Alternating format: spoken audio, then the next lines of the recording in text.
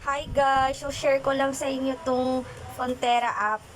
Ayun, nakapag-recharge na ako ng 200. Then meron tayong free na 25 pesos pagka-register mo.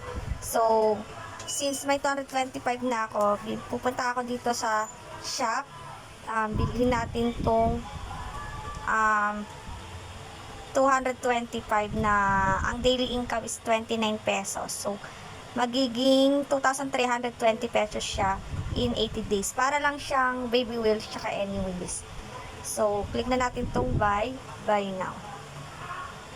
Nakapag-buy na ako guys. So, bukas ng gantong oras, may papasok na 29 pesos sa aking account. So, madali lang mag-recharge guys. Ituturo ko sa inyo kung paano mag-recharge. So, click mo lang kung magkano recharge mo. Kunwari, 200. Ayan. Kahit 200 lang. Tapos, kasi may free naman na 25. Yan. Click mo lang tong, itong number na to. Ika-copy mo. Kung ayaw mag-upload or scan, copy. Tapos, magsisend ka sa GCash. Tapos, yung resibo is, i-upload mo lang siya dito. Pagka-upload nun, wait ka lang ng ilang minuto, papasok na siya sa balance mo. So, magiging 225 na yung pera mo. Kasi nga, meron tayong 25 pesos na free. Pagka may 225 ka na, is pupunta ka dito sa shop. Ayan. Magbabay ka lang. So, nakapag-buy na ako. Ayan. Tapos, guys, ayan. Investment, 225. Ito yung order ko. Ayan. So, bukas, papasok na yan ng gantong oras. 10:36 p.m.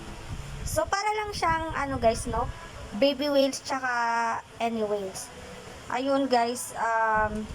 Share ko lang to. Nasa inyo pa rin kung magre-recharge kayo or mag-invest kayo or hindi. Pero, unahan na natin para tayo ay pumaldo. So, kung gusto nyo ng Fonterra app, guys, is ilalagay ko na lang sa pinned comment yung aking link.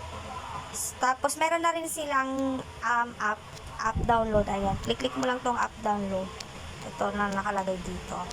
So, natin, copy na natin tong link. Select all. Para ito pala yung link ko, 767 guys.